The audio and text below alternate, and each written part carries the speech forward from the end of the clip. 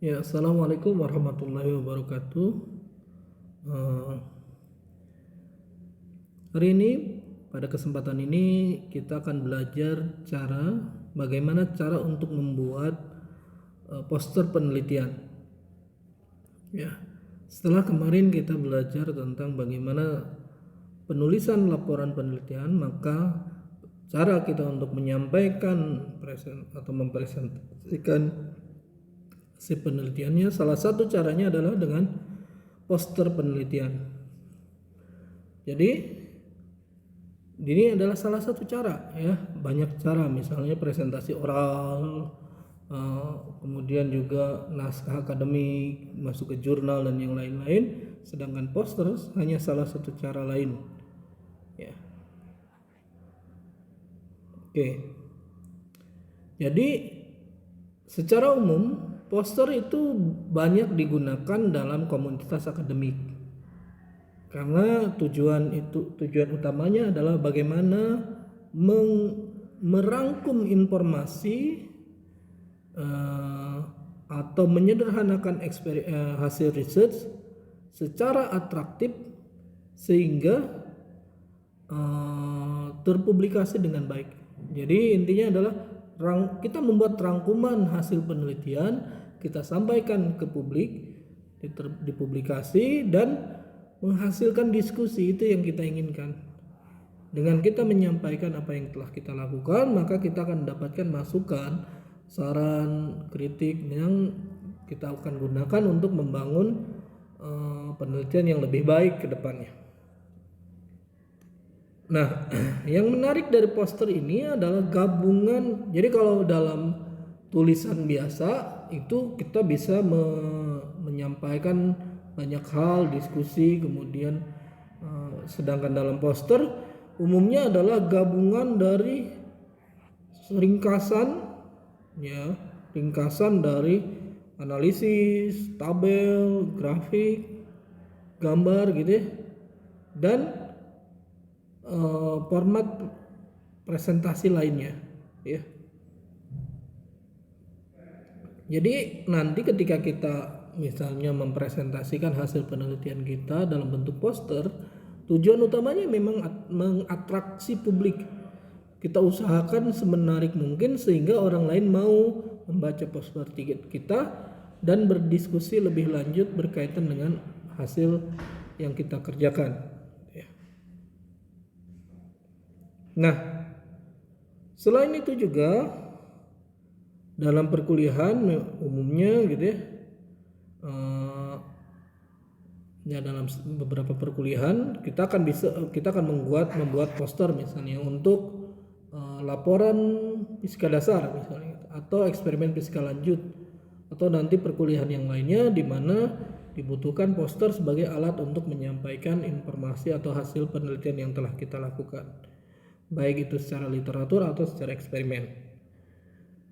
Secara umum, struktur dan konten atau isi dari materi dan cara penulisan umumnya 60% menjadi bagian yang paling penting. Tetapi selain itu juga bagaimana kita mengorganisasi visual, jadi gambar yang sangat baik, kemudian juga alur di flowchart dalam artian penyampaian yang ringkas tapi tepat gitu. Kemudian juga hal yang lainnya berkaitan dengan presentasi penyampaian gitu ya, itu 40%. Walaupun ya ini intinya tentatif ya, tapi secara umum seperti itu, dimana visual juga berpengaruh terhadap penilaian kriteria poster yang baik gitu. Ya, yang paling utama poster yang baik adalah mengundang publik untuk membaca dan berdiskusi gitu ya. Sehingga secara umum 4 ya yang paling penting dalam poster: konten, struktur, visual impact gitu ya, visualnya gitu, dan kejelasan ya. Termasuk juga kalau misalnya ini kita menggunakan bahasa ya bisa aja kita menggunakan bahasa gaul gitu. tapi jangan terlalu banyak gitu, hanya beberapa, sehingga sebenarnya tujuannya untuk mengundang publik untuk membaca poster kita. Nah, secara umum poster ilmiah itu ada 3 jenis, 1, 2, dan 3. Ya, dia terdiri dari 2 kolom. Kalau yang pertama ini 2 kolom gitu ya. Kemudian ya, ada penjelasan tentang identitas dari posternya, kemudian ada hasil dan yang lain-lain, yang biasanya ini bersifat teknik atau sains. Oke, yang kedua sifatnya poin per poin, kemudian walaupun strukturnya tetap hampir sama, tapi dia lebih ke poin per poin dan menjelaskan tentang proses dan ketertarikan. Ya, intinya adalah mengundang pembaca untuk mengikuti jalan dia. Biasanya lebih ke experience juga. Experience atau pengalaman. Nah, ini yang kedua ya. Sedangkan yang ketiga sifatnya biasanya berbasis alur pikir atau algoritma. Ya, jadi menonjolkan ini. Penggunaan warnanya juga menarik ini. Kalau yang teknik sains gitu ya, menonjolkan terhadap hasil gitu ya, warna tidak terlalu ini, tetapi juga yang penting alur pikirnya juga telah tersampaikan gitu ya, tidak menggunakan warna-warna yang mencolok gitu ya, untuk background ya. Kalau untuk experience, pengalaman gitu ya, itu lebih ke ceria, poin per poin, balon, dia dibentuknya bentuk balon gitu ya, dan seterusnya, sehingga dia mengundang untuk ya dalam tanda kutip orang lain merasakan pengalaman yang sama seperti dia.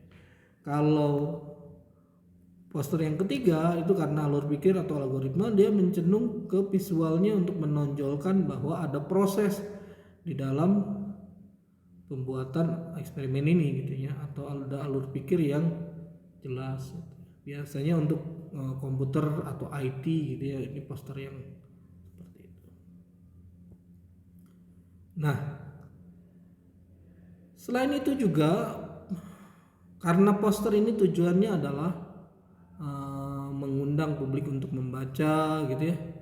Jadi pertama harus terbaca judulnya, tulisan-tulisannya itu harus terbaca secara umum. Ya, harus terbaca secara umum dan dominan seimbang masing-masing gambar gitu. Gambar ada yang di pinggir kiri, pinggir kanan, kemudian juga di tengah, pinggir kanan gitu. Penggunaan warna juga penggunaan warna-warna yang ceria gitu, sehingga orang mau membaca. Karena agar terbaca, biasanya cara paling mudahnya adalah kita pastikan kalau misalnya poster itu di print, itu dapat dibaca dari jarak 1 meter. Jadi jarak 1 meter, usahakan si tulisan itu tetap terbaca gitu, gambar terlihat, data juga terlihat gitu. Dan seterusnya ya. Biasanya pakai huruf sans serif ya. Jadi tidak ada apa ya? Tidak ada kayak buntut-buntut gitu, jadi dia tegas gitu. Boleh juga Arial gitu nih. Kalau Arial terlalu tegas, sans serif masih ini. Jadi ketika dicetak tidak akan ada huruf-huruf yang hilang, sebenarnya tujuannya itu. Nah, oke, ini adalah bentuk dari posternya secara umum seperti ini ya. Walaupun kalau ini berarti landscape, ada juga yang bentuknya portrait. Nanti di bagian selanjutnya. Nah, oke. Ketika kita ingin menggambarkan bagaimana beberapa masalah itu kita telah selesaikan atau tantangan itu telah kita tuju atau telah kita raih gitu ya, maka struktur penulisannya itu secara umum sama dengan struktur laporan tertulis. Jadi antara laporan tertulis ya seperti makalah atau jurnal ya itu sama seperti dalam poster juga ya. Pertama ada judul, identitas, ada pendahuluan, ada metode, ada hasil dan diskusi, kemudian kesimpulan dan referensi. Jadi dalam poster pun tetap harus ada referensi. Kenapa? Karena referensi itu menunjukkan bahwa penelitian itu adalah kelanjutan dari penelitian-penelitian sebelumnya, sehingga dia tetap poster ini tetap memiliki landasan ilmiah yang kuat. Gitu. Ini contoh dalam bentuk yang ini ya strukturnya. Jadi ini adalah judul, kemudian ini adalah penulis. Biasanya bisa juga di afiliasi atau kantor tempat bekerja lah gitu ya. Kemudian ada pendahuluan, termasuk juga pendahuluan itu berarti ada perkembangan ilmu hingga tujuan gitu ya. Kemudian prosesnya, metode eksperimennya, kemudian hasil dan diskusi ya, kemudian simpulan dan referensi. Ini lengkap semua, ini bagus ya. Walaupun kelihatan di sini tidak banyak kata-kata yang dituliskan, tapi lengkap. Misalnya metode eksperimen di sini dijelaskan bahannya apa saja, kemudian prosesnya dalam bentuk gambar gitu ya, dan hasil yang didapatkan. Kemudian juga hasil dan pembahasannya dia jelas. Ada data pendukung bahwa ini adalah hasil yang tepat. Kemudian uji-uji yang lain dan uji banding yang lain gitu ya. Setiap gambar selalu ada penjelasan. Gambar 1 ya, maaf. Gambar 1 bla bla bla, gambar 2 ini. Ya, gambar 2. Gambar 3 misalnya, dan penjelasannya ini terlihat jelas itu ya. Oke, yang ini dalam bentuk potret. Ini lebih banyak karena ruang biasanya ukuran kertasnya itu adalah A0 ya, sekitar tinggi sekitar 170-an cm, lebarnya sekitar 90-an ya. Jadi cukup lebar untuk menulis banyak hal. Walaupun kita usahakan tulisannya jangan terlalu padat dan tetap terbaca gitu. Ini mungkin abstraknya terlalu padat gitu, tapi hal yang lain atau konklusinya juga terlalu padat. Ada baiknya paling utama adalah poin per poin. Walaupun aturan pembuatan abstrak ya hindari poin per poin, tapi karena ini adalah poster untuk tujuannya menarik pembaca, termasuk juga conclusion. Tetapi introduction-nya jelas ini. Jadi dia dengan gambar sederhana kita sudah tahu, oh dia tujuannya adalah ingin membuat jus, tapi difiltrasi sehingga dia dapat cairannya yang bagus. Kemudian metode eksperimennya ada, cara pembuatan filternya, kemudian metode filtrasinya. Kemudian ini hasil dan diskusi. Oh ini hasil saja ya. Kekurangannya dia nggak ada diskusi ya, kekurangannya kenapa? Karena mungkin datanya cukup banyak, padahal data ini bisa disederhanakan. Ini bisa disederhanakan, tapi data yang lain cukup bagus ini, excellent ini. Jadi ada gambar, ada tabel gambar, ada penjelasan gitu ya, dan hasil. Cuma nggak ada diskusinya, kelemahannya ini nggak ada diskusi. Tapi konklusinya terlalu padat dan tidak ada referensi. Ini mungkin masih kurang bagus ya. Karena mungkin ini adalah draft pertama, bisa jadi ya. Selanjutnya kita bisa edit yang lain, edit bagian yang lain sehingga muncul diskusi dan referensi. Nah itu adalah struktur tadi. Nah kalau gitu dari mana kita mulai ya? Nah untuk memulai membuat poster, pertama kita harus tahu dulu apa yang paling penting, apa yang menarik, atau hasil yang paling signifikan dalam penelitian kita. Jadi kita harus tahu dulu mau menyampaikan apa yang paling penting. Jadi hanya poin-poin penting saja dulu lah. Sedangkan data-data tambahan itu kita kumpul sebagai tulisan bisa, tetapi karena poster ruangnya terlalu sedikit, kita pilih saja yang paling utama. Jadi kedua adalah bagaimana cara kita memvisualisasi atau jadi memvisualkan gitu bagaimana hasil kita, misalnya siapa yang datang, apakah saya harus menggunakan chart, tabel gitu ya, tabel, grafik, foto atau image yang lain gitu ya. Kemudian kita juga harus tahu informasi-informasi tambahan yang diperlukan ketika kita mempresentasikan poster kita. Contohnya adalah jadwal, syarat-syarat yang ditentukan, ukuran kertas yang lainnya dan seterusnya. Oke. Selanjutnya adalah apa yang menyebabkan poster itu sangat baik gitu ya. Yang pertama terbaca memang ya. Jadi harus terbaca dulu intinya. Strukturnya harus lengkap, jelas. Karena agar orang lain terbaca, strukturnya jelas, maka kita butuh waktu yang banyak untuk mempersiapkan. Jadi seusahakan kita mempersiapkan matang-matang apa yang ingin ditulis, apa yang ingin kita dibagi. Yang kedua adalah bahwa karena kita mempresentasikan ke publik gitu ya, apa yang telah kita lakukan, maka kita harus tahu dulu target dari audiensnya, pembacanya. Apakah teman-teman kita yang dalam artiannya sama-sama sedang kuliah, mahasiswa ke dosen, tujuan kita ke dosen, tujuan kita ke masyarakat, maka kita menggunakan pertama poin yang disampaikan berbeda atau disederhanakan, atau ya kita menggunakan bahasa-bahasa mereka gitulah. Jadi kalau ke masyarakat nggak mungkin bahasa-bahasa yang istilah yang saintifik yang hanya ada di lab yang memahaminya gitu. Kemudian juga kita rencanakan secara hati-hati agar konten, struktur itu jelas dan itu sesuai dengan yang dibutuhkan.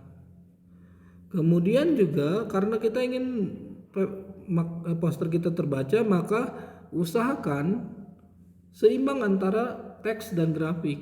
Karena orang lebih senang melihat secara grafik datanya gitu ya, biar lebih mudah, sehingga ketika orang bisa mengulangi dia udah terbayang apa yang harus dilakukan gitu. Ya. Dan di sini daya imajinasi kita, daya abstraksi kita, ya istilahnya daya seni kita gitu, bakat-bakat seni kita di sini dikeluarkan. Ya. Kemudian masalah jadwal, perlukah kita misalnya mempersiapkan print out kecilnya, jadi kita bagi-bagi ke orang lain agar orang lain mengerti apa tujuan dari poster kita gitu ya. Selain itu juga dua hal yang terakhir yang paling penting adalah kita terus latihan dalam mempresentasikan poster yang kita buat, baik latihan secara dalam proses membuatnya atau proses menyampaikan ke audiens, ke publik. Dan selain itu juga jangan sampai kita membuat poster dengan konten yang salah. Harus selalu membuat konten sesuai dengan laporan penelitian yang kita telah lakukan, diskusi yang telah kita lakukan gitu ya. Jadi konten itu penting. Ya. Selain itu juga bagaimana cara kita memvisualisasikan juga penting. Jadi semuanya yang paling penting adalah ketika kita menyampaikan agar orang lain tertarik. Selain itu juga kita memastikan apa yang kita sampaikan sesuai dengan hasil penelitian yang telah kita lakukan. Oke. Jadi harus diagramnya bagus. Ini adalah bahan pelarutan di dalam air, masukkan ke dalam pemanasan hidrotermal, maka hasilnya adalah kita dapat GQDS, graphene quantum dots gitu ya. Jadi grafena tapi ukurannya kecil dengan beberapa atom lain misalnya. Kan dari sini kita jelas. Walaupun ini ada beberapa keterangan yang kurang jelas, misalnya ini harusnya adalah bahan, ini adalah proses, ini adalah hasil. Dan ini harus dijelaskan. Ini juga harus ada keterangan, ini adalah atom apa, ini atom misalnya apa gitu, ini atom apa gitu, dan seterusnya. Nah biasanya itu dalam bagian penjelasan yang mungkin juga singkat, tetap harus ada. Kemudian contoh yang lain, misalnya ini ada penjelasan, tapi juga algoritma jelas rangkaian alatnya apa, nanti ketika kita bicara tuh ada jelas. Ini. Cuma bedanya adalah di sini nggak ada keterangan ini adalah gambar apa. Ini harus tetap apa? Gambar 1, perangkat pembuatan nanofiber misalnya. Termasuk juga ini ada keterangan lah. Ini adalah perangkat untuk filtrasi berbasis nanofiber.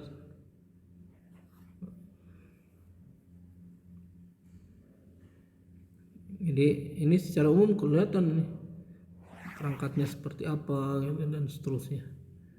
Jadi gambar yang bagus, flowchart yang bagus mendukung hasil poster penelitian yang baik. Kemudian juga datanya biasanya dalam bentuk tabel pertama kalau yang paling banyak. Tetapi ketika kita ingin sederhanakan ya, minggu sebelum kita udah bahas, kita punya data tabel, kemudian kita ubah jadi grafik, maka proses penyampaiannya lebih cepat. Apalagi dalam poster itu nggak mungkin tabelnya tak panjang gitu ya. Nanti orang akan lihat tabel saja. Apa yang mereka dapatkan, kalau misal kita ubah jadi grafik, ya itu akan lebih mudah dipahami, lebih cepat mudah dipahami. Misalnya ini ada 2 data bisa digabungkan untuk peristiwa yang sama gitu. Kemudian juga ini ya, ini menarik. Oke, ada 4 data digabungkan, jadi kita bisa langsung membandingkan A, B, C, D. Ya, prosesnya gimana, batas-batasnya gimana gitu. Kemudian hurufnya terbaca, ya skalanya, kemudian legendanya terbaca gitu. Absisnya, sampel-sampelnya apa gitu. Jadi nggak masing-masing satu. Kalau masing-masing satu ini jadi 4 gambar. Padahal kalau digabungkan itu langsung kita bisa bandingkan antara sampel A, B, C, D, dan E. Kemudian juga ini misalnya adalah ada 4 gambar. Kalau kita buat masing-masing jadi gambar 1, gambar 2, gambar 3, gambar 4, ini nggak akan kelihatan proses ini ya. Misalnya pengaruh peningkatan waktu rendaman, peningkatan konsentrasi, jadi kan udah jelas kelihatan progresnya.